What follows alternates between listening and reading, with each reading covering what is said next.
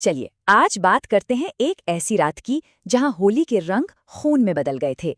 ये कहानी है लाल गुलाल के साये की।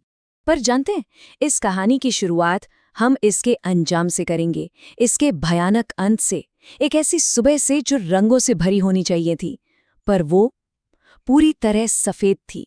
सोचिए, गांव वालों ने जब ये देखा होगा, उनकी तो रूह ही कांप गई होगी। और बस एक ही सवाल सबके मन में था, आखिर इनके साथ हुआ क्या? हुआ ये था कि एक पुरानी, बिल्कुल वीरान पड़ी हवेली के आंगन में 4 लाशें मिलीं। 4 नौजवान जो कुछ देर पहले तक जिंदगी से भरे हुए थे, अब बस खामोश पड़े थे। और जो बात इस राज को और भी ज्यादा उलझा रही थी, वो ये थी कि उनके शरीर पर चोट का एक खरोंच तक का निशान नहीं था, कुछ भी नहीं। हाँ, उनके बेजान चेहरों पर बस एक ही चीज थी, हर किसी के माथे पर एक गहरा लाल तिलक। और ये कोई मामूली रंग नहीं था, इसे पानी से धोने की हर कोशिश बेकार गई। तो आखिर ये सब हुआ कैसे?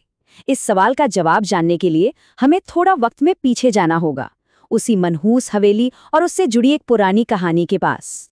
रामपुर नाम के उस गांव में ना, होली का त्योहार सिर्फ रंगों की खुशी नहीं लाता था, बल्कि अपने साथ एक डर भी लेकर आता था।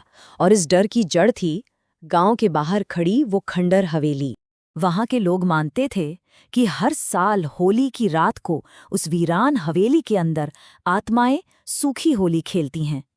अब यह कोई रीति रिवाज नहीं था, बल्कि एक ऐसी डरावनी घटना थी जिससे पूरा गांव कांपता था। लेकिन क्या हर कोई इन बातों पर यकीन करता है? नहीं।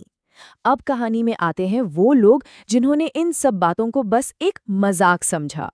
ये थे 4 दोस्त, आर्यन, समीर, नेहा और पूजा।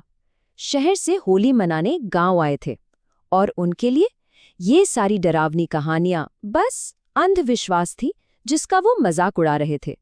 और फिर उसी मजाक में आर्यन ने जोश में आकर वो बात कह दी जिसने शायद उनकी किस्मत पर मौत की मोहर ही लगा दी। तो आधी रात का वक्त था, चारों उस हवेली पहुंच गए। सन्नाटा इतना गहरा कि उनके अपने कदमों की आहट भी डरा रही थी।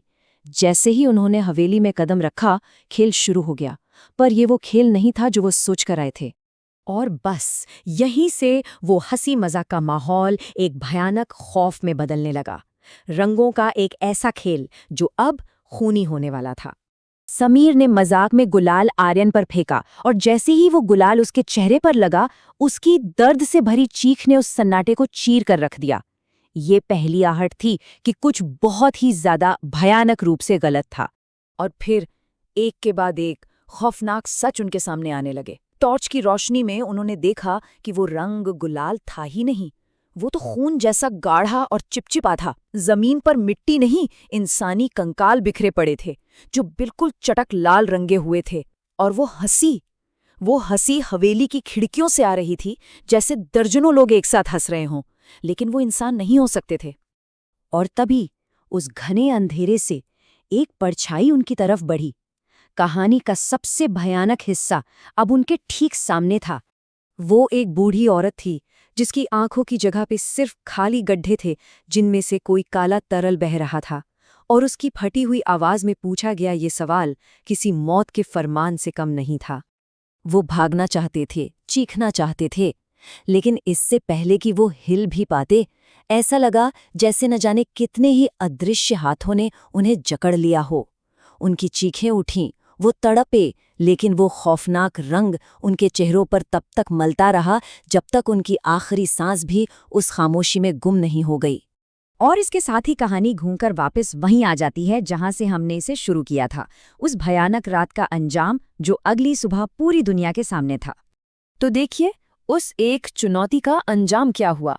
जो दोस्त कल तक अंधविश्वास का मजाक उड़ा रहे थे, आज वो खुद उस कहानी का सबसे डरावना सबूत बन चुके थे।